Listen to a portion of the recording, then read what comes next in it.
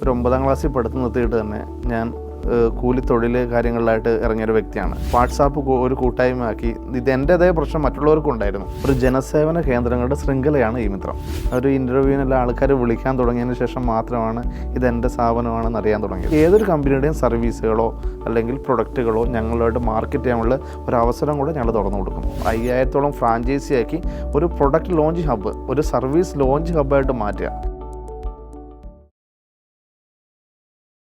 Hi hello, it's me Sajna Saharas. ഇൻസ്പയറിൻ്റെ inspiration നിറഞ്ഞ മറ്റൊരു സ്റ്റോറിയിലേക്ക് ഏവർക്കും സ്വാഗതം.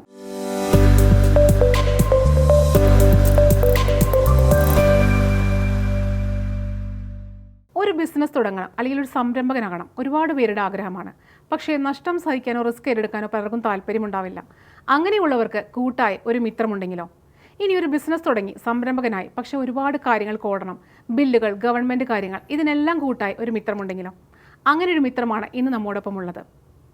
ഈ മിത്രം എന്ന വലിയൊരു സംരംഭത്തിൻ്റെ സ്ഥാപകനായിട്ടുള്ള സന്തോഷ് ഈ മിത്രമാണ് ഇന്ന് നമ്മോടൊപ്പം ഇൻസ്പയറിംഗ് സ്റ്റോറി പങ്കുവയ്ക്കുന്നത്. Sir, warm welcome to inspire show of inspiring stories. Thank you sir. അപ്പം നമ്മുടെ പ്രേക്ഷകർക്കായിട്ട് സാറിൻ്റെ നാട് എവിടെയാണ്, വീട്ടിലാരൊക്കെയുണ്ട് എന്നൊന്ന് ഷെയർ ചെയ്യാമോ? നാട് കണ്ണൂരാണ്. കണ്ണൂർ തളിപ്പറമ്പിനടുത്താണ്.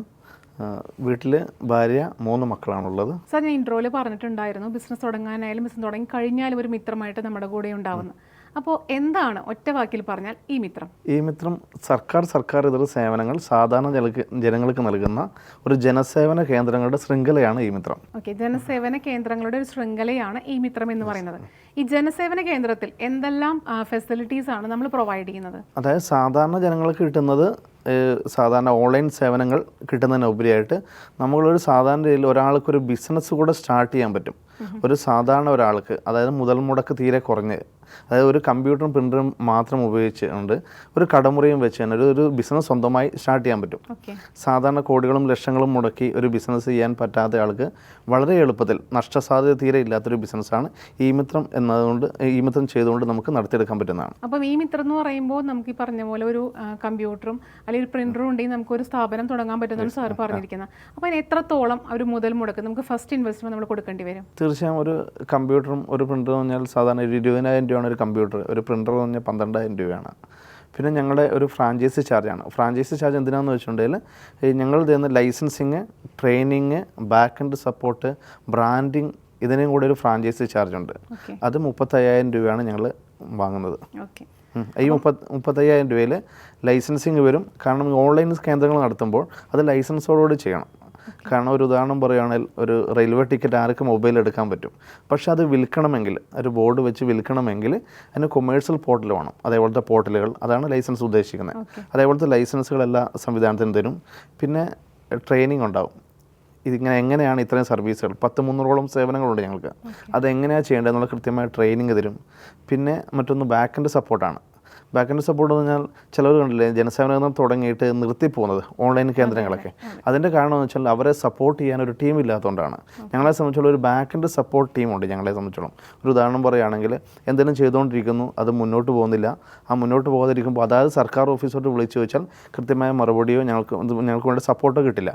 ആ സമയം അവരെ സഹായിക്കാൻ വേണ്ടി ഞങ്ങൾക്കൊരു ബാക്ക് എൻഡ് സപ്പോർട്ട് ടീമുണ്ട്. അവർ കൃത്യമായ മറുപടി ചെയ്ത് അവിടുത്തെ എന്താണ് പ്രശ്നമെന്ന് നോക്കും.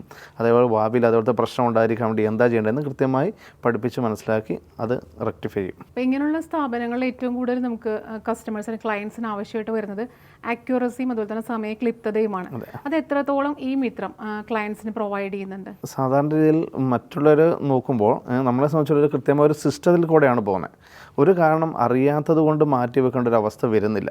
കാരണം കൃത്യമായ സപ്പോർട്ട് ചെയ്യാനുള്ള ആളുണ്ട്. മറ്റൊന്നിനെ സംബന്ധിച്ചിടത്തോളം ചിലവരെല്ലാം ഇത് ഡോക്യുമെൻ്റെല്ലാം മേടിച്ച് വെച്ചിട്ട് ഇതെന്താണ് ചെയ്യേണ്ടത് തേർഡ് പാർട്ടി കൊടുത്തിട്ടാണ് ചെയ്യുന്നത്. നമ്മളെ സംബന്ധിച്ചോളം നമുക്കൊരു ശക്തമായ ടീം ഉള്ളതുകൊണ്ട് എത്രയും പെട്ടെന്ന് ആ കാര്യങ്ങൾ ചെയ്ത് കൊടുത്ത് അവരുടെ ആവശ്യങ്ങൾ നടത്താൻ സാധിക്കുന്നതാണ്. എങ്ങനെയാണ് ഈ മിത്രത്തിലേക്ക് വന്നത്? അതായത് ഇപ്പോൾ ഒരു ബിസിനസ് തുടങ്ങണമെന്ന് ആഗ്രഹിക്കുമ്പോൾ തീർച്ചയായിട്ടും നമ്മുടെ മുന്നിൽ ഒരുപാട് ഓപ്ഷൻസ് ഉണ്ടാവും.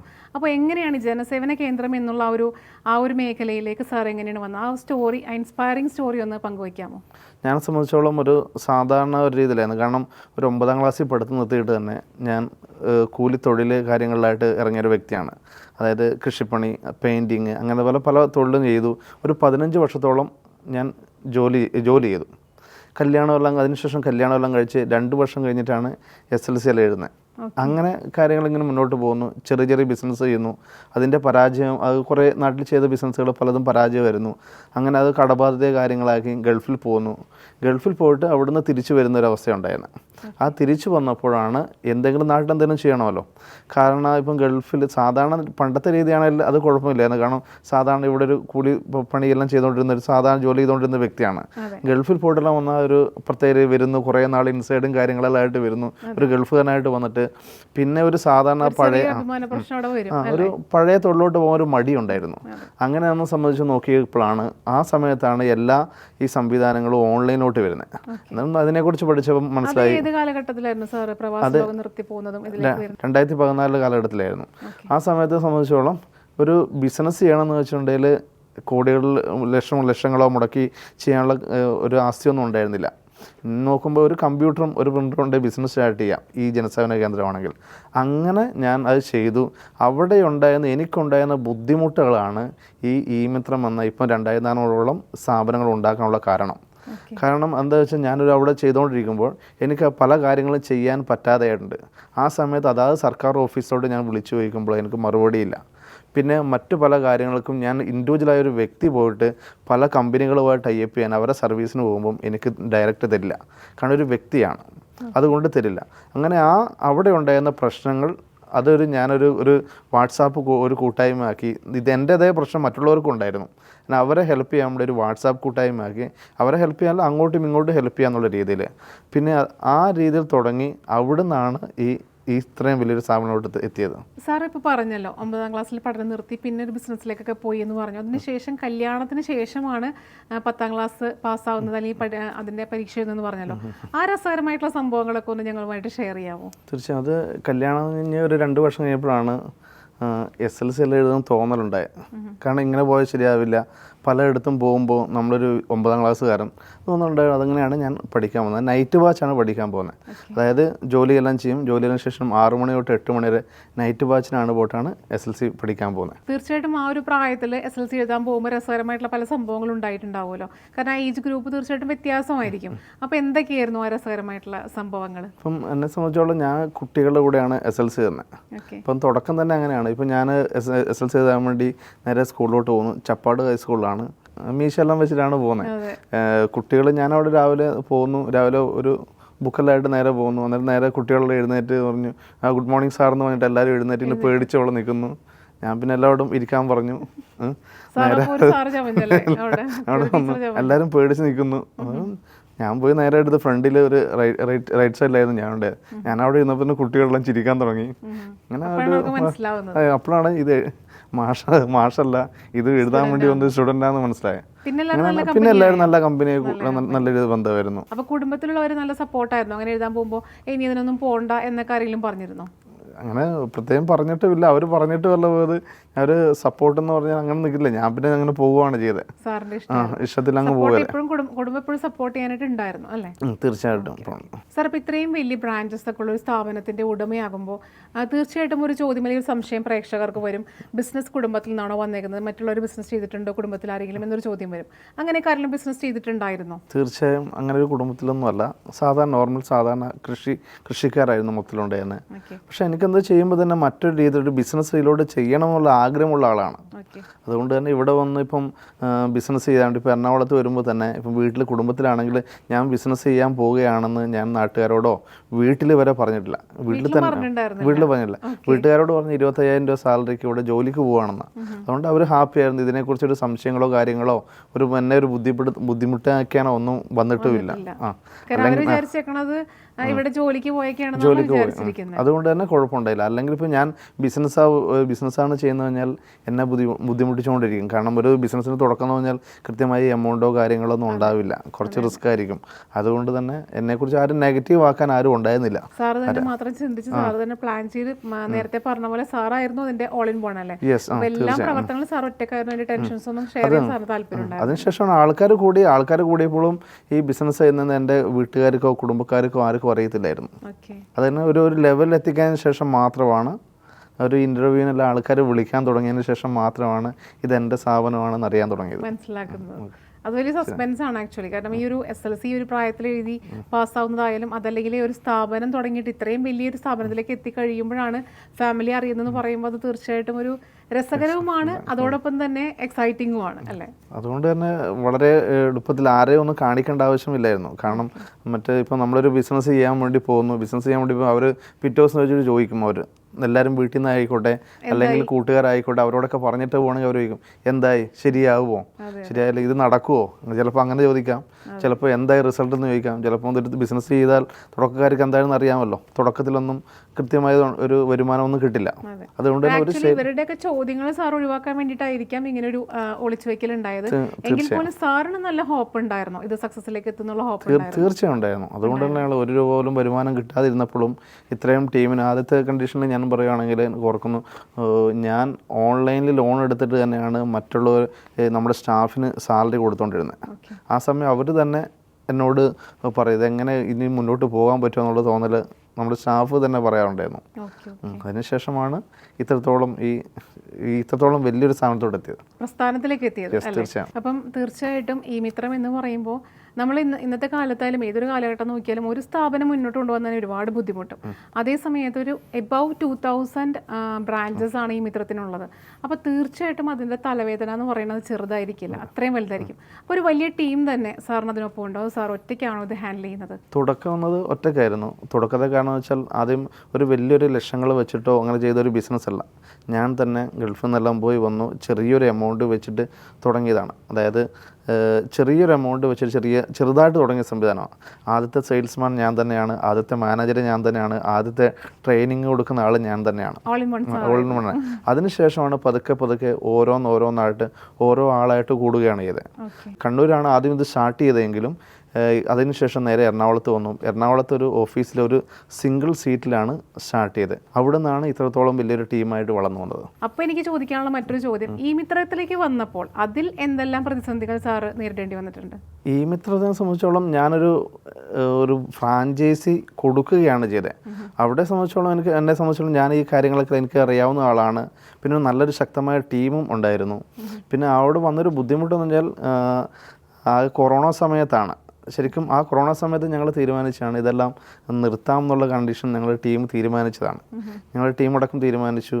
പക്ഷെ അന്നൊരു മനസ്സിലൊരു തോന്നൽ തോന്നി, ഇത് നിർത്തുന്നില്ല, ഏതായാലും ഇവിടെ നിന്ന് തുടങ്ങാന്നുള്ള എല്ലാ നമ്മൾ നേരിട്ട് 1 to 1 ആയി ചെയ്തുകൊണ്ടിരിക്കുന്ന സംഭവങ്ങളെല്ലാം ഓൺലൈനോട്ട് മാറ്റി. പിന്നെ ഇത് എസൻഷ്യൽ സർവീസ് ആയതുകൊണ്ട് തന്നെ ഈ ഓൺലൈൻ ജനസേവന കേന്ദ്രങ്ങൾ തുറന്നു പ്രവർത്തിക്കാമായിരുന്നു. അതുകൊണ്ട് തന്നെ ആ കാലഘട്ടത്തിൽ കൂടുതൽ വിജയം ഉണ്ടായത്. അതായത് സാറിന് ഉണ്ടായിട്ടുള്ള പ്രതിസന്ധിയാണ് വീണ്ടും തീർച്ചയായിട്ടും ഒരു സംരംഭത്തിലേക്ക് എത്തിയത്. അതുപോലെ തന്നെ മറ്റുള്ളവർക്കും അങ്ങനത്തെ ഒരു പ്രചോദനമാകാൻ വേണ്ടിയിട്ട് ഒരുപാട് ബ്രാഞ്ചസ് സാർ ഇട്ട് കൊടുത്തിട്ടുണ്ട്. അപ്പോൾ സാർ നേരത്തെ പറഞ്ഞൊരു 35,000 ഉണ്ടെന്നുണ്ടെങ്കിൽ പിന്നെ ഒരു കമ്പ്യൂട്ടറും ഒരു ചെറിയൊരു റൂമും നമുക്ക് സെറ്റാക്കിയിട്ട് നമുക്ക് ഈ ഒരു സ്ഥാപനം തുടങ്ങാൻ സാധിക്കുമെന്ന്. അപ്പോൾ ഇപ്പോൾ പ്രവാസ ലോകം കഴിഞ്ഞു വരുന്ന ഒരുപാട് ആൾക്കാരുണ്ട്. അപ്പോൾ അവർക്കും ഇത് വളരെ യൂസ്ഫുൾ ആയിരിക്കുള്ളൂ ഈ മിത്രം സ്റ്റാർട്ട് ചെയ്യാനായിട്ട്.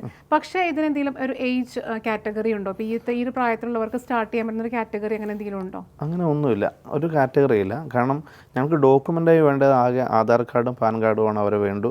പിന്നെ അവരെ സംബന്ധിച്ചുള്ള സർവീസ് മെൻറ്റാലിറ്റി ഉണ്ടാകണം. പിന്നെ അതേപോലെ തന്നെ ഒരു ജോലി ചെയ്യാനുള്ളൊരു തോന്നലും വേണം. അല്ലാതെ വെറുതെ ഒരു രീതിയിൽ പോരാ, മടി പിടിച്ചാൽ ഒരു സർവീസ് മെൻറ്റാലിറ്റി ഉള്ള ഏതൊരാൾക്കും ചെയ്യാൻ പറ്റുന്നതാണ്. കാരണം അതിൻ്റെ വാല്യൂ എന്ന് പറയുകയാണെങ്കിൽ ഒരു നാട്ടിൽ തന്നെ പെൻഷൻ ഇല്ലാത്തവർ പെൻഷനായി കൊടുക്കാം, പാസ്പോർട്ട് ഇല്ലാത്തവർക്ക് പാസ്പോർട്ടായി കൊടുക്കാം. അങ്ങനെ ഒരാൾ ജനന സർട്ടിഫിക്കറ്റ് മരണ സർട്ടിഫിക്കറ്റ് വരെ ഓൺലൈനാണ് ചെയ്യുന്നത്. ഇത്രയും സംവിധാനങ്ങൾ ചെയ്തു കൊടുത്ത് ഒരു മാന്യമായ വരുമാനം ഉണ്ടാക്കാൻ പറ്റുന്ന ഒരു അവസരമാണ്. അതുകൊണ്ട് തന്നെ സാധാരണ ഇപ്പോൾ ഞങ്ങളെ സംബന്ധിച്ചോളം അത് പറയുകയാണെങ്കിൽ ആൻഡ്രോയിഡ് മൊബൈൽ ഉപയോഗിക്കാൻ അറിയാവുന്നവർ തന്നെ ഞങ്ങളുടെ ട്രെയിനിങ്ങിലൂടെ ശക്തമായി തന്നെ നല്ല രീതിയിൽ ബിസിനസ് ചെയ്യുന്നു. പിന്നെ അതേപോലെ തന്നെ വീട്ടിലിരിക്കുന്ന കല്യാണമെല്ലാം കഴിഞ്ഞു, പല നാട്ടിൽ നിന്ന് വന്ന് കല്യാണമെല്ലാം കഴിഞ്ഞ് ഉള്ള സ്ത്രീകളൊക്കെ വെറുതെ ഇരിക്കുന്നവർ ഇതിനെക്കുറിച്ച് മനസ്സിലാക്കി അവർക്കൊരു ശക്തമായൊരു തൊഴിൽ, ഒരു സ്വന്തമായിട്ടൊരു ബിസിനസ് ആരംഭിച്ച് ധാരാളം ആൾക്കാർ ചെയ്യുന്നുണ്ട്. അപ്പം ഇത്രയും നേരം നമ്മൾ പറഞ്ഞത് ഒരുപാട് ഫെസിലിറ്റീസ് നമ്മൾ പ്രൊവൈഡ് ചെയ്യുന്നുണ്ടെന്ന് പറഞ്ഞു. പക്ഷേ ഇതുമായിട്ട് ബന്ധമില്ലാത്തൊരു സ്ഥാപനം വരികയാണ്, ഈ മിത്രത്തിനോട് വരികയാണെങ്കിൽ അവരുമായിട്ട് എങ്ങനെയാണ് അസോസിയേറ്റ് ചെയ്യാൻ പറ്റുക? ലൈക്ക് മാർക്കറ്റിംഗ് ഫീൽഡിലൊക്കെ അവരെ ഹെൽപ്പ് ചെയ്യുന്നുണ്ടോ? തീർച്ചയായും ഉണ്ട്. അതായത് ഈ മിത്രം 3 രീതിയിലാണ് ചെയ്യുന്നത്. ഒന്ന്, ഒരു നാട്ടിലൊരു ജനസേവന കേന്ദ്രം ഉണ്ടാക്കി ഒരു വ്യക്തിക്ക് ഒരു ചെറിയൊരു ബിസിനസ്, അതായത് സ്വയം തൊഴിൽ പോലെയുള്ള ഒരു ബിസിനസ്, 1 അതിൽ 2 3 ആൾക്ക് തൊഴിൽ കൊടുക്കാൻ പറ്റുന്ന ഒരു രീതിയിലാണ് സാധാരണ ഫ്രാഞ്ചൈസി ബിസിനസ്. പിന്നെ രണ്ടാമത് ഉള്ളതാണ് white label business. White label പറഞ്ഞാൽ ഈ മിത്രം എന്നത് ഞങ്ങളുടെ ബ്രാൻഡാണ്. അതേപോലെ നമ്മൾ പല കമ്പനികൾക്കും back end support, training, licensing എല്ലാം ചെയ്യുന്നുണ്ട്. അതായത് ഒരു ഇന്ത്യ മുഴുവൻ ബിസിനസ് ചെയ്യണം എങ്കിൽ ഇത്രത്തോളം ഞങ്ങളെപ്പോലെ ഒരു ടീമിനെ, software team, training team, back end team, ഇത്രയും ടീമിനെ ആക്കി ഒരു തുടക്കക്കാർക്ക് ചെയ്യാൻ വളരെ ബുദ്ധിമുട്ടാണ്. അങ്ങനെയുള്ളവർക്ക് ഈ back end support, training, software കൈകാര്യം ചെയ്ത് ഞങ്ങൾ ചെയ്യുന്നുണ്ട്. അതായത് ചെറിയൊരു ചിലവിൽ തന്നെ അവർ മാർക്കറ്റിംഗ് മാത്രം നടത്തിക്കൊണ്ട് തന്നെ ഇതേപോലത്തെ ഒരു ബ്രാൻഡ്, ഈ മിത്രം പോലെ മറ്റൊരു ബ്രാൻഡ്, ഒരു ഉദാഹരണം പറയുകയാണെങ്കിൽ വി ഹെൽപ്പ് എന്ന ഒരു ബ്രാൻഡാണെങ്കിൽ അവർ ആ ബ്രാൻഡിൽ മാർക്കറ്റിംഗ് മാത്രം ചെയ്താൽ മതി. അവർക്ക് എത്ര ഫ്രാഞ്ചൈസി മുകളിലും കൊടുക്കാം. അതായത് ഈ മിത്രം എന്നതിന് ബാക്ക് എൻഡ് ചെയ്യുന്ന അതേപോലെ തന്നെ അവരുടെ ബ്രാൻഡിലായിരിക്കും ചെയ്യുക എല്ലാ കാര്യങ്ങളും. അവർക്ക് വേണ്ട സപ്പോർട്ട് അവരുടെ കമ്പനിയുടെ പേരിലായിരിക്കും ചെയ്യുക. എന്താണ് അവരുണ്ടാക്കുന്ന ബ്രാൻഡ് ആ പേരിലായിരിക്കും ചെയ്യുക. അവിടെ ഈ മിത്രത്തിന് യാതൊരു സർവീസ് നമ്മുടെ ആയിരിക്കും, പക്ഷേ അവരുടെ ബ്രാൻഡിലായിരിക്കും. വൈറ്റ് ലേബൽ അത് അവർക്ക് ഇഷ്ടമുള്ള ഫ്രാഞ്ചൈസി ചാർജ് വാങ്ങാം. അവർക്ക് ഇന്ത്യ മുഴുവൻ എവിടെയും ചെയ്യാം. ഓക്കെ. പിന്നെ മറ്റൊന്നെന്ന് പറഞ്ഞാൽ മറ്റ് കമ്പനിയുടെ സർവീസ്, തേർഡ് പാർട്ടി സർവീസുകൾ.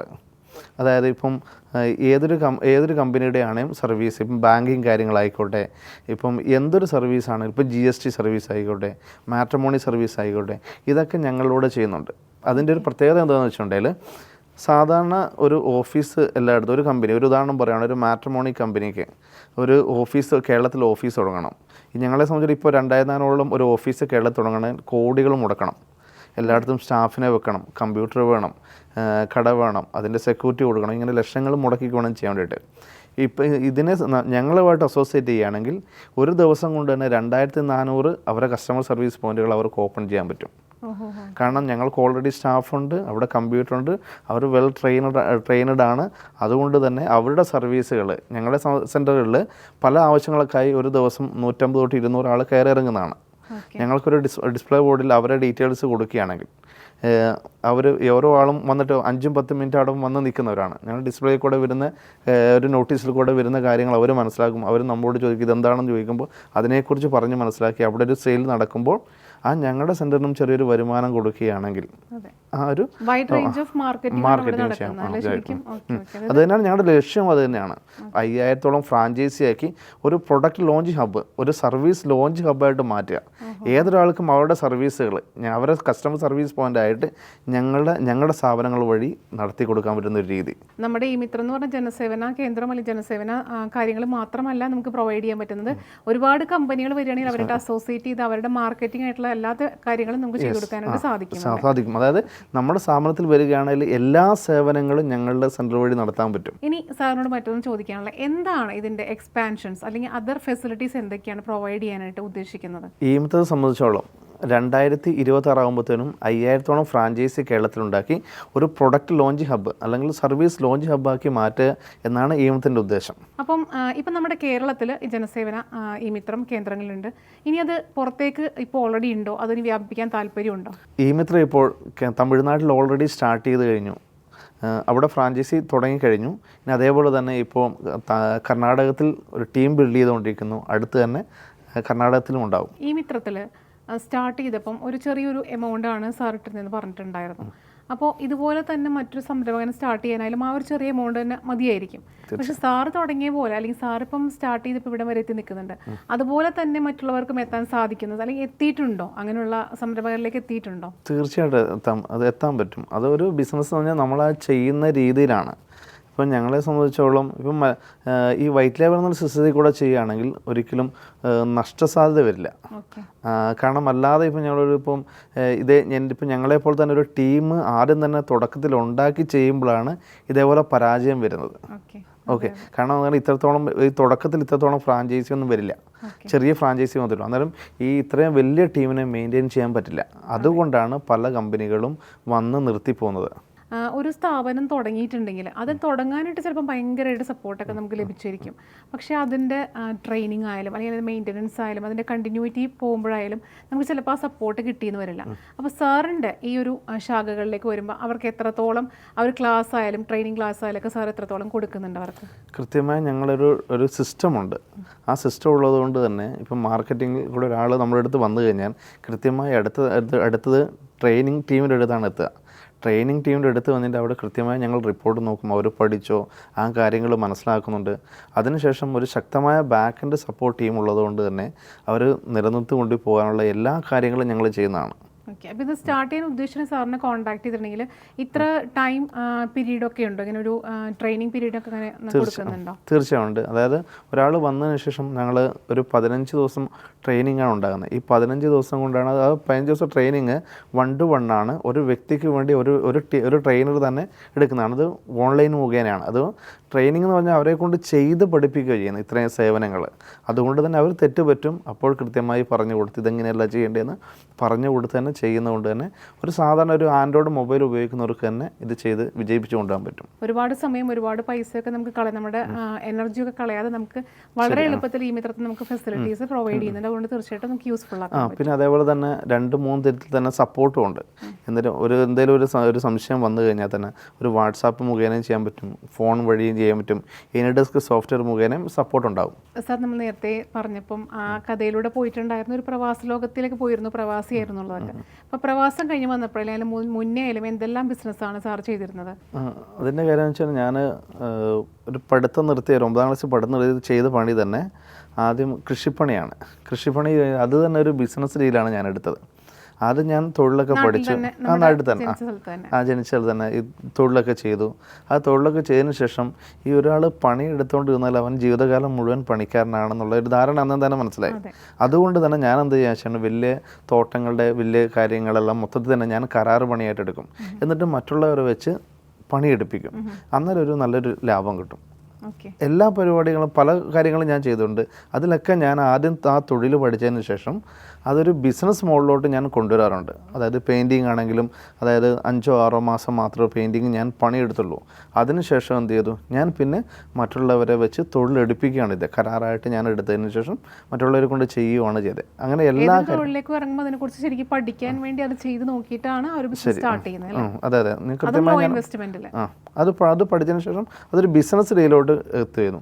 അങ്ങനെ പല കാര്യങ്ങളും ചെയ്തു, കല്യാണമൊക്കെ കഴിഞ്ഞു. അങ്ങനെയാണ് ഒരു റബ്ബർ സ്ലോട്ടിങ്ങിൻ്റെ ഒരു ബിസിനസ് വന്നത്. കാരണം ആ 2011 ആ കാലഘട്ടത്തിൽ റബ്ബറിന് നല്ല വില കൂടിയിരുന്ന സമയത്ത് പെട്ടെന്ന് വില കുറഞ്ഞു. അങ്ങനെ ഒരു 260-240 രൂപ വിലയുണ്ടായിരുന്നത് വെറും 120-130 വന്നപ്പോൾ ഞാൻ ലക്ഷങ്ങൾ മുടക്കി ചെയ്തുകൊണ്ടിരുന്ന എൻ്റെ ബിസിനസ് പാടെ പരാജയപ്പെട്ടു. ആ പരാജയപ്പെട്ടതോടെ വളരെ ഒരു കടബാധയായി. ആ സമയത്ത് തന്നെ എനിക്ക് മറ്റൊരു ബുദ്ധിമുട്ടുണ്ടായിരുന്നു. എൻ്റെ ശരീരം തളർന്നു പോയിരുന്നു. ആ ശരീരം തളർന്നു പോയപ്പോൾ എനിക്ക് കൃത്യമായി തോട്ടത്തിൽ പോകാനോ മറ്റു കാര്യങ്ങൾ ചെയ്യാനോ ജോലിക്കാരെ കൃത്യമായി കൊണ്ടുപോകാനോ അത് മെയിൻറ്റെയിൻ ചെയ്യാൻ പറ്റാതായി. അങ്ങനെ വന്നപ്പോൾ എന്ത് ചെയ്തു, ആ സമയത്ത് വളരെ സ്ട്രോക്ക് ആയതാണ്. അതോട് തന്നെ ആ ബിസിനസ് വളരെ നഷ്ടത്തിലായി.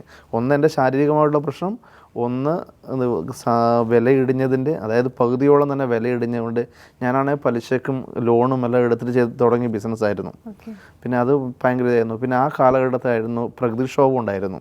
കാരണം 2011 കാലഘട്ടത്തിൽ റബ്ബറിനൊക്കെ കാറ്റ് പിടിക്കുക, അങ്ങനെ ഒരു തോട്ടത്തിൽ നടുക്കൊരു കാറ്റ് പിടിച്ചതിന് ശേഷം 100 കണക്കിന് മരങ്ങൾ നഷ്ടപ്പെട്ടു പോയി. അങ്ങനെ ഒരു ഭയങ്കര ബുദ്ധിമുട്ടുണ്ടായിരുന്നു. അങ്ങനെ ഭയങ്കര കടബാധ്യതയായി. കാരണം കടബാധ നാട്ടിൽ പെട്ടെന്നൊരു ജോലി കടബാധയായി കഴിഞ്ഞാൽ പിന്നെ മറ്റുള്ള ആരും അടുപ്പിക്കില്ല നാട്ടിൽ നിന്നാൽ. കാരണം എങ്ങനെ അവർ എന്തൊരു രൂപ കടം ചോദിച്ചാലും നമുക്ക് തരില്ല. അതിനു മുമ്പ് നമ്മുടെ നല്ല രീതിയിലാണെങ്കിൽ ആരും എന്ത് വേണമെങ്കിലും പൈസ തരും. അത് പറ്റാതെ കൊണ്ട് തന്നെ ഒരു കൂട്ടുകാരൻ്റെ സഹായത്തോടെ ഗൾഫിൽ പോയി. അതിനുശേഷം അവിടെ നല്ല രീതിയിൽ കഷ്ടപ്പെട്ട് ഒരു ഓവർ ടൈം എല്ലാം എടുത്തു, എൻ്റെ കടങ്ങളെല്ലാം വീട്ടി. പിന്നെ അവിടുന്ന് ഒന്നുമല്ല, ഒരു ബന്ധമില്ലാത്ത ജോലിയായിരുന്നു, ഓഫീസിൽ വർക്കായിരുന്നു. അതിനുശേഷം അവരെന്നെ പരമാവധി മുന്നിലോട്ട് എത്തിക്കാൻ വേണ്ടി നോക്കി. കാര്യം കൃത്യമായി വർക്കും കാര്യങ്ങളും ചെയ്യുന്നതുകൊണ്ട് തന്നെ. അങ്ങനെ അവിടുന്ന് ഒരു മെയിൻ ഓഫീസോട്ട് ജോലി ചെയ്യാൻ വേണ്ടി പോയി. അവിടെ സംബന്ധിച്ചുള്ള എനിക്ക് പിടിച്ച് നിൽക്കാൻ പറ്റാതായി. കാരണം ഇംഗ്ലീഷ് ലാംഗ്വേജിൻ്റെ പ്രശ്നം കൊണ്ട്. സാധാരണ ഞാൻ തൊഴിലെടുത്തുകൊണ്ടിരുന്ന വ്യക്തിയാണല്ലോ. അതുകൊണ്ട് പണിയെടുക്കും, പക്ഷേ കമ്മ്യൂണിക്കേഷൻ ഇല്ലെങ്കിൽ അവിടെ വിദേശമാണെങ്കിൽ പറ്റില്ലല്ലോ. അതുകൊണ്ട് നേരെ മടങ്ങി വരേണ്ടി വന്നു. മടങ്ങി വന്നപ്പോഴാണ് ഈ ബിസിനസ്സിലോട്ട് സ്റ്റാർട്ട് ചെയ്തത്. ഇതിലേക്ക് വരുന്നത്. ഇതിലേക്ക് വരുന്നത് അത് കയ്യിൽ വലിയ കടബാധ എല്ലാം കഴിഞ്ഞപ്പോഴത്തേനും എൻ്റെ ബാധ്യതയെല്ലാം വീട്ടിന് ശേഷം എൻ്റെ കയ്യിൽ വലിയൊരു എമൗണ്ട് ഒന്നും ഇല്ലായിരുന്നു. അങ്ങനെയാണ് ഒരു ജനസേവന കേന്ദ്രം ഒരു കൂട്ടുകാരോടും ഞാനൊരു കടം മേടിച്ച എമൗണ്ട് കൊണ്ട് തന്നെ അങ്ങനെ ചെറുതായിട്ട് സ്റ്റാർട്ട് ചെയ്തു. അത് എത്ര രൂപയിലാണ് സ്റ്റാർട്ട് ചെയ്തത്? 90,000 രൂപയ്ക്കാണ് ഒരു ജനസേവന കേന്ദ്രം അന്ന് സ്റ്റാർട്ട് ചെയ്തത്. അത് അന്നത്തെ എമൗണ്ട് ഞാൻ നല്ലൊരു രീതി തന്നെ ചെയ്തിരുന്നു. 3 കമ്പ്യൂട്ടറൊക്കെ വെച്ച് നല്ല രീതിയിൽ തന്നെ ബിസിനസ് ചെയ്തിരുന്നു. അവിടെ സംബന്ധിച്ചോളം നല്ലൊരു ബിസിനസ് ഉണ്ടായിരുന്നു. കാരണം ഞാൻ കാര്യങ്ങൾ കൃത്യമായി ചെയ്യുമായിരുന്നു. ഒരാൾ എന്തെങ്കിലും ചെയ്യാനും വന്നിട്ടുണ്ടെങ്കിൽ അത് അന്ന് തന്നെ ചെയ്ത് തീർക്കും. അതേപോലെ തന്നെ അങ്ങനെ രാത്രി 9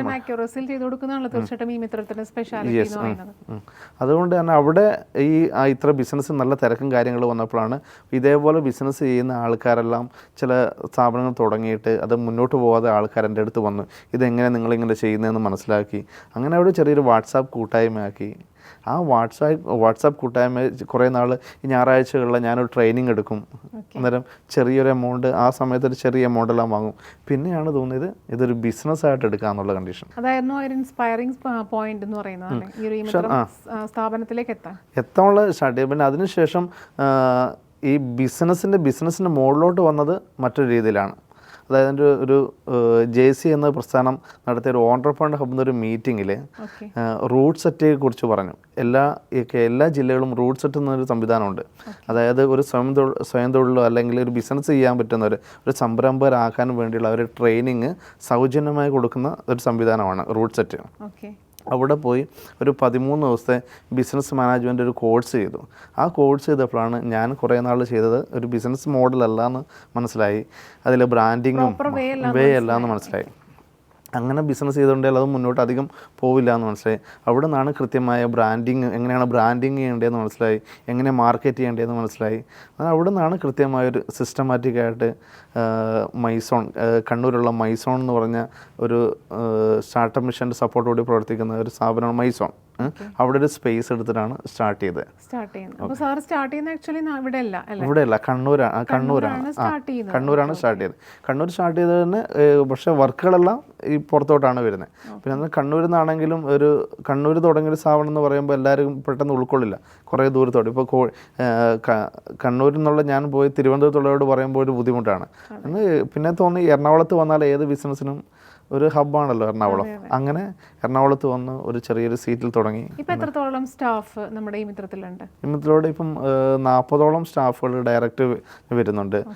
പിന്നെ അതേപോലെ ഈ മിത്രം മൊത്തത്തിൽ വരികയാണെങ്കിൽ ഈ മിത്രത്തിൽ കൂടെ തന്നെ ഒരു 6,000-7,000 പേർക്ക് തന്നെ തൊഴിൽ നടക്കുന്നുണ്ട്. അപ്പം തീർച്ചയായിട്ടും കേരളത്തിൽ എനിക്ക് സംശയമാണ്, ഒരു എബൌട്ട് 2000 ബ്രാഞ്ചസ്, 40 ഡയറക്റ്റ് സ്റ്റാഫ്, അതുപോലെ തന്നെ ഇത്രയും ഒരുപാട് ഇൻഡയറക്റ്റ് ആയിട്ടുള്ള സ്റ്റാഫുകൾക്ക് ജോലി എടുക്കാൻ പറ്റുന്നത് വളരെ അപൂർവമായിട്ടുള്ളൊരു കാര്യമാണ്. അപ്പോൾ ഈ ഒരു കമ്പനിയുമായിട്ട്, ഈ മിത്രത്തിനായിട്ട് മറ്റൊരു വലിയൊരു കമ്പനി ടൈപ്പ് ചെയ്യാനായിട്ട് ഉള്ള ഒരു കാര്യം വരികയാണെങ്കിൽ അത് താല്പര്യമുണ്ടോ? ഉണ്ടെങ്കിൽ തന്നെ അതിൻ്റെ ബെനിഫിറ്റ് എന്താണ്? ഇപ്പോൾ ഈ 2400ഓളം സ്ഥാപനങ്ങളും മറ്റൊരു കമ്പനിയുടെ ഒരു കസ്റ്റമർ സർവീസ് പോയിൻ്റായിട്ട് മാറാൻ പറ്റും. ഒരു ഉദാഹരണം പറയുകയാണെങ്കിൽ ഒരു മാട്രിമോണി സർവീസ് നോക്കുക. ഈ മാട്രിമോണി സർവീസ് സാധാരണ രീതിയിൽ ഇപ്പോൾ ഇവിടെ ഇപ്പോൾ കേരളത്തിൽ നടന്നുകൊണ്ടിരിക്കുന്ന 10,000-8,000 രൂപയും വാങ്ങുന്നതിനുള്ള കാരണം അവർക്ക് എല്ലാ സ്ഥലത്തും ഓഫീസ് വേണം, സ്റ്റാഫ് വേണം, കമ്പ്യൂട്ടർ വേണം, വാടക വേണം, AC വേണം. ഇതിൻ്റെയൊക്കെ എമൗണ്ട് ആരാ കൊടുക്കണ്ടേ? സാധാരണ ഉപഭോക്താവാണ്, കസ്റ്റമറാണ് കൊടുക്കേണ്ടത്. ഇപ്പം ഞങ്ങളെ സംബന്ധിച്ചോളം ഞങ്ങൾക്ക് ഈ സംവിധാനങ്ങളെല്ലാം ഉണ്ട്. അതായത് ഒരു സ്ഥാപനം തുടങ്ങുകയാണ്, ഇപ്പം മാട്രിമോണി സർവീസ് തുടങ്ങാൻ വേണ്ടി വരുന്ന ഒരാളാണെങ്കിൽ ഞങ്ങളുമായി ടൈപ്പ് ചെയ്യുകയാണെങ്കിൽ അവർക്ക് 2,400 ഓഫീസുകൾ ഇപ്പോൾ നാളെ തന്നെ ഓപ്പൺ ചെയ്യാൻ പറ്റുന്ന രീതിയിലാണ്. കാരണം ഞങ്ങളുടെ ഹെഡ് ഓഫീസിൽ നിന്ന് ഒരു സോഫ്റ്റ് കോപ്പി എല്ലാ സെൻറ്ററിലോട്ടും അയക്കുകയാണെങ്കിൽ അത് അവിടെ നിന്ന് പ്രിൻ്റ് എടുത്ത് അവിടെ വെക്കുകയാണെങ്കിൽ ഞങ്ങളുടെ സെൻറ്ററിൽ ഒരു 100-150 ആൾ 200 ആൾ ദിവസം കയറിറങ്ങി പോകുന്നതാണ്. അതും മനസ്സിലാക്കിക്കൊണ്ട് തന്നെ അവിടെ അത്രയും ബിസിനസ് കൺവേർഷൻ നടത്താൻ പറ്റും. ഓൾറെഡി എസ്റ്റാബ്ലിഷ്ഡ് ആയതുകൊണ്ട് ഇറ്റ്സ് വെരി ഈസി ആയിരിക്കും. വളരെ ഈസി ആയിരിക്കും. കാരണം മറ്റ് കമ്പനികളെ സംബന്ധിച്ചോളം ഞങ്ങൾ ഇപ്പോൾ ഒരു ഡിജിറ്റൽ മാർക്കറ്റിംഗ് ചെയ്തു, വേറൊരു കമ്പനി മാർക്കറ്റിംഗ് ചെയ്തു. അതിപ്പം എറണാകുളത്തുള്ളൊരു കമ്പനി ഇവിടെയാണ്. അത് കണ്ണൂരുള്ളവർക്കൊരു വിശ്വസ്തത ഉണ്ടാവില്ല. ഇപ്പം ഞങ്ങളെ സംബന്ധിച്ചുള്ള ഇത്രത്തോളം 2,400 ഫ്രാഞ്ചൈസി ഉണ്ട്. ഇത് മുഖേനയാണ് ഒരു പ്രൊഡക്റ്റ് സെയിൽ ചെയ്യുന്നതെങ്കിൽ ആൾക്കൊരു വിശ്വസ്തത കൂടുതലുണ്ടാവും. പിന്നെ അവരെ തന്നെ എന്തെങ്കിലും മറ്റ് സർവീസ് കാര്യങ്ങളുണ്ടെങ്കിൽ അവരുമായി ടൈപ്പ് ചെയ്താൽ മതിയല്ലോ. അവർക്ക് ഏറ്റവും അറിയപ്പെടുന്ന ഒരാൾ തന്നെ നമ്മുടെ നാട്ടിലുണ്ടല്ലോ. അതെ അതെ. അതുകൊണ്ട് അവർ ഏതൊരു കമ്പനിയുടെയും സർവീസുകളോ അല്ലെങ്കിൽ പ്രൊഡക്റ്റുകളോ ഞങ്ങളായിട്ട് മാർക്കറ്റ് ചെയ്യാനുള്ള ഒരു അവസരം കൂടെ ഞങ്ങൾ തുറന്നു കൊടുക്കുന്നു. ഞാൻ പറഞ്ഞ പോലെ ഒരു എല്ലാ തരത്തിലും ഒരു മിത്രമായിട്ട് ഈ മിത്രം കൂടെ ഉണ്ടാവും. തീർച്ചയായും ഉണ്ടാവും. സാർ ഇപ്പോൾ പറഞ്ഞല്ലോ മാട്രിമോണി കാര്യങ്ങളൊക്കെ പറഞ്ഞു, അതുമായിട്ട് ബന്ധപ്പെട്ടുള്ള അസോസിയേറ്റ് ചെയ്തിട്ടുള്ള വർക്കുകളൊക്കെ പറഞ്ഞു. ഇത് കൂടാതെ മറ്റേതെല്ലാം സംരംഭങ്ങൾ അല്ലെങ്കിൽ എന്തെല്ലാം ഫെസിലിറ്റീസ് ആണ് പ്രൊവൈഡ് ചെയ്യുന്നത്? നമ്മളെ സംബന്ധിച്ചോളം മറ്റൊന്ന് പറയുകയാണെങ്കിൽ ഇപ്പം GST സർവീസുകൾ, ഇപ്പം GST സർവീസുകൾ ഇപ്പം സാധാരണ രീതിയിൽ ജനസേവന കേന്ദ്രങ്ങളിൽ ചെയ്യാൻ ബുദ്ധിമുട്ടാണ്. കാരണം GST സർവീസ് അത്രത്തോളം പഠിക്കണം. ഞങ്ങളെ സംബന്ധിച്ചോളം പോക്കറ്റ് ടാക്സ് ഒരു കമ്പനിയായി ടൈപ്പ് ചെയ്തേക്കുവാണ്. ആയതുകൊണ്ട് തന്നെ അവരെ സംബന്ധിച്ചോളം ഡോക്യുമെൻറ്റുകൾ മേടിച്ചുകയാണെങ്കിൽ സർവീസുകളൊക്കെ ഈ കമ്പനിയാണ് കാര്യങ്ങൾ ചെയ്യുന്നത്. പക്ഷേ അല്ലെ സർവീസ് അവർ ചെയ്യുന്ന സർവീസിൽ ലാഭം ഇവരുമായിട്ട് ഷെയർ ചെയ്യുകയും ചെയ്യും.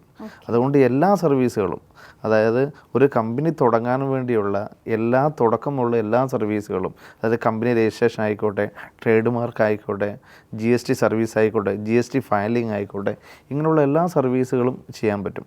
അത് ഞങ്ങൾ ഈ നേരത്തെ പറഞ്ഞില്ല, തേർഡ് പാർട്ടി സർവീസുകൾ കൊടുക്കുന്നില്ലേ, അങ്ങനെ മറ്റു കമ്പനികൾ ടൈപ്പ് ചെയ്യുന്നതാണ്.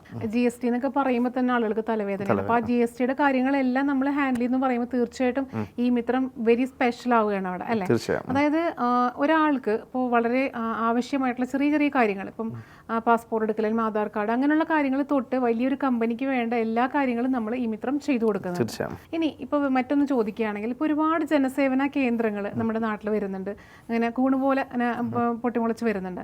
അപ്പോൾ എങ്ങനെയാണ് ഈ മിത്രം അതിൽ നിന്നെല്ലാം സ്പെഷ്യൽ ആവുന്നത്? ഞങ്ങളുടെ ബാക്ക് സപ്പോർട്ടാണ് ഒന്ന് എടുത്തു പറയേണ്ടത്. കാരണം അവിടെ വന്നാൽ കാര്യങ്ങൾ ചെയ്തു പോകാൻ പറ്റും എന്നത് തന്നെയാണ് ഏറ്റവും നല്ലത്. പിന്നെ അതേപോലെ തന്നെ ഞങ്ങൾ തേർഡ് പാർട്ടി കമ്പനികളെ ടൈപ്പ് ചെയ്തുകൊണ്ട്, ഞങ്ങളുടെ വിഷയം തന്നെ പറഞ്ഞല്ലോ, എല്ലാ കമ്പനികളുടെയും ഒരു പ്രൊഡക്റ്റ് ലോഞ്ച് ഹബ്ബായിട്ട് മാറുക എന്നാണ്. ഇപ്പോൾ LIC വരെ ഞങ്ങൾ ടൈപ്പ് ചെയ്തു. LIC പോളിസികൾ ഞങ്ങളുടെ സെൻറ്റർ വഴി കിട്ടും. ഓക്കെ, ആ രീതിയിൽ പല കമ്പനികളും ഞങ്ങളുമായി ടൈപ്പ് ചെയ്യുന്നുണ്ട്. ഞങ്ങളൊരു ഹിഡൻ ചാർജോ കാര്യങ്ങളോ ഒന്നും ഞങ്ങളുടെ ഫ്രാഞ്ചൈസിയോട് വാങ്ങുന്നില്ല. അവർക്ക് വേണ്ട ട്രെയിനിങ് സപ്പോർട്ട് ഞങ്ങൾ കൊടുക്കുന്നില്ലാതെ അവരൊരു വരുമാനത്തിൽ ഷെയറിങ്ങോ അങ്ങനത്തെ കാര്യങ്ങളോ ഒന്നും ചെയ്യുന്നില്ല. തേർഡ് പാർട്ടി സർവീസ് എന്ന് പറയുമ്പോൾ തന്നെ ഇപ്പോൾ ഞങ്ങളെ സംബന്ധിച്ച് സ്റ്റഡി അബ്രോഡ് നമ്മൾ ചെയ്യുന്നുണ്ട്. അതിൽ കൂടെ തന്നെ നല്ല രീതിയിൽ നമ്മുടെ സെൻറ്ററുകൾക്ക് വരുമാനം ഉണ്ടാക്കുന്ന ഒരവസരം കൂടെ കൊടുക്കുന്നു. പിന്നെ സ്റ്റുഡൻസിനോട് ഞങ്ങൾ ₹1 പോലും സർവീസ് ചാർജായിട്ട് വാങ്ങുന്നില്ല. അതൊക്കെ എടുത്തു പറയേണ്ട സർവീസുകളാണ്. അതായത് നേരത്തെ പറഞ്ഞ പോലെ ഒരു സ്റ്റുഡൻ്റ് ആയിട്ടായാലും അല്ലെങ്കിൽ ബിസിനസ്സിലേക്ക് വരുന്നവരായാലും ഏത് തലത്തിലുള്ള ആൾക്കാർക്കായാലും അവർക്ക് വേണ്ടിയിട്ടുള്ള ഒരുപാട് കാര്യങ്ങൾ നമ്മൾ ജനസേവനത്തിൽ ചെയ്തു കൊടുക്കുന്നുണ്ട്. ഈ മിത്രം അത് പ്രൊവൈഡ് ചെയ്യുന്നുണ്ട്. തീർച്ചയായും. സാർ നേരത്തെ പറഞ്ഞല്ലോ സ്റ്റഡി അബ്രോഡ് കാര്യങ്ങൾ നമ്മൾ ചെയ്തു കൊടുക്കുന്നു പറഞ്ഞല്ലോ. അപ്പോൾ അതെന്തെല്ലാം കാര്യങ്ങളാണ് കുട്ടികൾക്ക് വേണ്ടിയിട്ട് നമ്മൾ ചെയ്തു കൊടുക്കുന്നത്? ഇപ്പം വിദേശത്തോട്ട് പഠിക്കാൻ പോകുന്ന ഒരു കുട്ടിയെ സംബന്ധിച്ചോളം മറ്റ് ചില സ്ഥലങ്ങളിലെല്ലാം അവരുടെ ഡോക്യുമെൻ്റ് കൊടുക്കുക തന്നെ അവരോട് ക്യാഷ് മേടിച്ച് വെക്കാറുണ്ട്. കാരണം അതുകൊണ്ട് തന്നെ പലർക്കും വിദ്യാഭ്യാസത്തിന് മുന്നോട്ട് പോകാനുള്ള ബുദ്ധിമുട്ടുകൾ വരുന്നുണ്ട്. ഞങ്ങളെ സംബന്ധിച്ചോളം യൂണിവേഴ്സിറ്റി ഡയറക്റ്റാണ് ഫീസെല്ലാം വരുന്നത്. അതുകൊണ്ട് തന്നെ അവരെ സംബന്ധിച്ചോളം കുട്ടികളോട് ഒരു എമൗണ്ട് വരെ ഞങ്ങൾ വാങ്ങുന്നില്ല, ഞങ്ങളുടെ സെൻറ്ററുകാരെ വാങ്ങുന്നില്ല. University ഡയറക്റ്റാണ് counselling സൗജന്യമായിട്ടാണ്. അതുകൊണ്ട് ധൈര്യമായിട്ട് ഏതൊരാൾക്കും വിദേശ പഠനത്തിന് വേണ്ടിയുള്ള എല്ലാ സൗകര്യങ്ങളും ഞങ്ങൾ വഴി ചെയ്തു കൊടുക്കുന്നതാണ്. അത് തേർഡ് പാർട്ടി പോലെ അല്ല പ്രവർത്തിക്കുന്നത്. തീർച്ചയായിട്ടും നമ്മളൊരു ഡയറക്റ്റ് പോലെ തന്നെയാണ് ഈ മിത്രം അവരെ ഹെൽപ്പ് ചെയ്യുന്നത്, അല്ലേ? തീർച്ചയായും. ഒരു കുട്ടിക്കായാലും നല്ല ബുദ്ധിമുട്ടായിരിക്കുള്ളൂ. ഇപ്പോൾ ഒരു എബ്രോഡ് സ്റ്റഡി എന്ന് പറയുമ്പോൾ തീർച്ചയായിട്ടും ഒരുപാട് ടെൻഷൻസ് ഉണ്ടാവും. പക്ഷെ നാട്ടിൽ ചെയ്യേണ്ട കാര്യങ്ങളെല്ലാം ഈ മിത്രം ഇങ്ങനെ ഹെൽപ്പ് ചെയ്യുന്നുണ്ടെങ്കിൽ അത് ഏതൊരു കുട്ടിക്കും വിദ്യാഭ്യാസം വളരെ എളുപ്പമാക്കി കൊടുക്കുകയാണ്. തീർച്ചയായിട്ടും മറ്റൊരു ചോദ്യം കൂടെ ചോദിക്കുകയാണെങ്കിൽ, ഇപ്പം 2000-ഓളം അല്ലെങ്കിൽ എബവ് 2000 ബ്രാഞ്ചസ് ഉണ്ടെന്ന് പറഞ്ഞല്ലോ. അപ്പോൾ ഏത് ജില്ലയിലാണ് ഇതിൽ ഏറ്റവും കൂടുതൽ ബ്രാഞ്ചസ് ഉള്ളത്? ഇപ്പോൾ കണ്ണൂർ ജില്ലയിലാണ് കൂടുതലുള്ളത്. കണ്ണൂർ ജില്ലയിൽ 280ഓളം ഫ്രാഞ്ചൈസികളുണ്ട്. അപ്പോൾ ഈ ഒരു 280 ബ്രാഞ്ചസ് ഉണ്ടാകുമ്പോൾ തീർച്ചയായിട്ടും അതിന് എന്തെങ്കിലും ഒരു ചിട്ടകളോ അല്ലെങ്കിൽ എന്തെങ്കിലും റൂൾസ് ഉണ്ടാവില്ലേ? ഇത്രത്തോളം ബ്രാഞ്ചസ് അല്ലെങ്കിൽ ഇത്രത്തോളം അകലത്തിലാണ് ഈ ഒരു ജനസേവന കേന്ദ്രം വേണ്ടതെന്നുള്ളൊരു എന്തെങ്കിലും ഒരു നിയമം ഉണ്ടാവില്ലേ? ഉണ്ട്. അതിനിപ്പോൾ സാധാരണ ഞങ്ങളൊരു 500 മീറ്ററാണ് ടൗൺ ഏരിയയിൽ വെക്കുന്നത്. അല്ലെങ്കിൽ സാധാരണ ഒരു ഗ്രാമത്തിലാണ് ഒന്നേ കൊടുക്കുകയുള്ളൂ. പക്ഷേ ടൗൺ ഏരിയയെ സംബന്ധിച്ചോളം ഒരു നല്ല ടൗണിൽ 4-5 ഫ്രാഞ്ചൈസികളുള്ള ഏരിയ ഉണ്ട്. കാരണം അവിടുത്തെ പോപ്പുലേഷൻ അനുസരിച്ചാണ്. ആ ഒരു പോപ്പുലേഷനും പിന്നെ ആ ഒരു സ്ഥലത്തിന്റെ വിസ്തീർണം അനുസരിച്ചായിരിക്കും ചിലപ്പോൾ ഈ ഒരു ബ്രാഞ്ചസ് നമ്മൾ സെറ്റ് ചെയ്ത് കൊടുക്കുന്നത്. പിന്നെ എന്താണെന്ന് തന്നെ ഞങ്ങൾ ഒരു ഫ്രാഞ്ചൈസി ഉള്ളവരോട് ചോദിച്ചതിന് ശേഷം മാത്രമാണ് തൊട്ടടുത്തൊരു ഫ്രാഞ്ചൈസി കൊടുക്കുകയുള്ളൂ. അതായത് മറ്റൊരു ഫ്രാഞ്ചൈസി ഉള്ള ആൾക്കാരോടാണെങ്കിൽ അവരോട് ചോദിച്ചിട്ട് ഞങ്ങളുടെ ഫ്രാഞ്ചൈസിക്കാരോട് ചോദിച്ചിട്ട് അവരെ അനുഭവത്തോട് മാത്രമേ നമ്മൾ മറ്റുള്ളവർക്ക് കൊടുക്കുള്ളൂ. കാരണം 2 പേർക്കും ബിസിനസ് കൃത്യമായി കിട്ടുന്ന ഒരു ഏരിയ ആണെങ്കിൽ മാത്രമേ അവിടെ വേറെ ആൾക്ക് കൊടുക്കുള്ളൂ. തീർച്ചയായിട്ടും ജനങ്ങൾക്ക് ഒരു സേവനമായിട്ട് കിട്ടുകയും വേണം.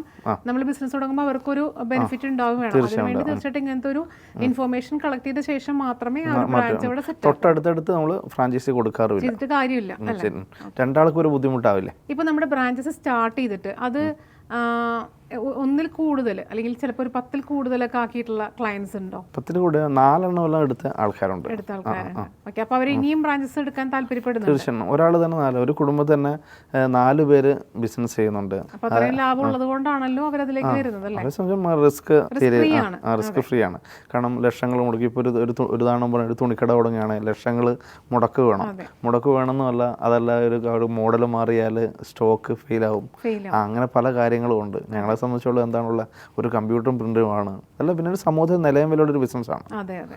ഒരു ജനസേവനമാണ്, ഒരു സർവീസ് ആയതുകൊണ്ട് തന്നെ. തീർച്ചയായിട്ടും നമ്മൾ നേരത്തെ പറഞ്ഞ പോലെ ഒരു ഏജ് കാറ്റഗറി ഇല്ല, സ്ത്രീകൾക്കായാലും നമുക്ക് ഈ ഒരു ബിസിനസ് സ്റ്റാർട്ട് ചെയ്യാമെന്ന് പറഞ്ഞിരുന്നു. അപ്പോൾ അങ്ങനെ സ്റ്റാർട്ട് ചെയ്യാൻ ഉദ്ദേശിക്കുന്നവർക്ക്, ഈ വീഡിയോ കാണുമ്പോൾ അങ്ങനെ സ്റ്റാർട്ട് ചെയ്യാൻ താല്പര്യമുള്ളവർക്ക്, ഒരു ബിസിനസ് ചെയ്യണം അല്ലെങ്കിൽ ഒരു ജോലി ചെയ്യണമെന്ന് താല്പര്യമുള്ളവർക്ക് എങ്ങനെയാണ് ഇത് സാറിനായിട്ട് കോൺടാക്ട് ചെയ്ത് ഈ ഒരു കാര്യങ്ങളിലേക്ക് എത്തേണ്ടത്? ഞങ്ങളുടെ ഓഫീസ് എറണാകുളം കടവന്ത്രയാണ്. നേരിട്ട് അവിടെ വന്ന് വിസിറ്റ് ചെയ്തിട്ട് കൃത്യമായി ഞങ്ങളുടെ ഓഫീസിനെ കുറിച്ച് കൃത്യമായി പഠിച്ച് കാര്യങ്ങൾ ഡയറക്റ്റും ചെയ്യാം. അതേപോലെ തന്നെ ഞങ്ങളുടെ ഇത്രത്തോളം ഫ്രാഞ്ചൈസി ഉണ്ടെങ്കിലും ഇതിൽ ആ ചുരുക്കം പേര് മാത്രമേ ഞങ്ങളുടെ ഓഫീസിൽ എത്തിയിട്ടുള്ളൂ. ബാക്കിയെല്ലാം ഓൺലൈനിലാണ്. കാരണം അവർക്കറിയാം മറ്റൊരിടത്തെല്ലാം പ്രവർത്തിക്കുന്നത് എങ്ങനെയാണെന്ന് അറിയുന്നതുകൊണ്ട് തന്നെ ഞങ്ങളുമായിട്ട് ഡയറക്റ്റ് നമ്മൾ ഫോൺ വിളിച്ച് കാര്യങ്ങൾ സംസാരിച്ച് ചെയ്യാനും പറ്റും. പിന്നെ അതല്ലാതെ ഞങ്ങളുടെ സൈറ്റുണ്ട് www.emitram.com എന്ന സൈറ്റിൽ കയറി അതിൽ രജിസ്റ്റർ ന്യൂ CSP എന്ന ലിങ്ക് വഴി ക്ലിക്ക് ചെയ്തിട്ട് അവിടെ അതിന് വേണ്ട ഡീറ്റെയിൽസ് കൊടുക്കുകയാണെങ്കിൽ അപ്പോൾ തന്നെ ഓഫീസ് ഞങ്ങൾ കോൾ ബാക്ക് ഉണ്ടാകും. അവർ എന്താണ് ചെയ്യേണ്ടതെന്ന് കൃത്യമായി പറഞ്ഞു തരും. പിന്നെ അതിനുശേഷം ട്രെയിനിങ്, ലൈസൻസിങ്, ബാക്കിൻ്റെ സപ്പോർട്ട്, ബ്രാൻഡിങ്ങും ഉണ്ടാകും. അപ്പോൾ തീർച്ചയായിട്ടും ഒരു ലോ ഇൻവെസ്റ്റ്മെൻറ്റ്, റിസ്ക് ഫ്രീ ആയിട്ടുള്ള ഒരു ബിസിനസ് സ്റ്റാർട്ട് ചെയ്യാൻ താല്പര്യമുള്ളവർക്ക് തീർച്ചയായിട്ടും ഈ മിത്രം സ്റ്റാർട്ട് ചെയ്യാം. സാറിനെ കോൺടാക്ട് ചെയ്യാവുന്നതാണ്. തീർച്ചയായും. 9ാം ക്ലാസ്സോടെ പഠനം നിർത്തുകയും അതിനുശേഷം ഒരുപാട് ചെറുതും വലുതുമായിട്ടുള്ള ജോലികൾ, പ്രവാസ ലോകം ഇതെല്ലാം കഴിഞ്ഞ് നാട്ടിലേക്ക് വന്ന് ഒരു ജനസേവന കേന്ദ്രം സ്റ്റാർട്ട് ചെയ്യും. അതിൽ നിന്നും 2400-ൽ പരം ബ്രാഞ്ചസുകൾ സ്റ്റാർട്ട് ചെയ്ത ഈ മിത്രം എന്ന ഒരു വലിയ പ്രസ്ഥാനത്തിൻ്റെ ഫൗണ്ടറായിട്ടുള്ള സന്തോഷ് സാറിൻ്റെ ഇൻസ്പയറിംഗ് സ്റ്റോറീസാണ് നമ്മൾ ഇത്രയും നേരം കേട്ടത്. അപ്പോൾ ഇനിയും ഒരുപാട് ഇൻസ്പയറിംഗ് സ്റ്റോറീസ് ഇൻസ്പയറിലൂടെ കാണുന്നതുവരെ, കേൾക്കുന്നതുവരെ, it's me Sajna Sara signing of.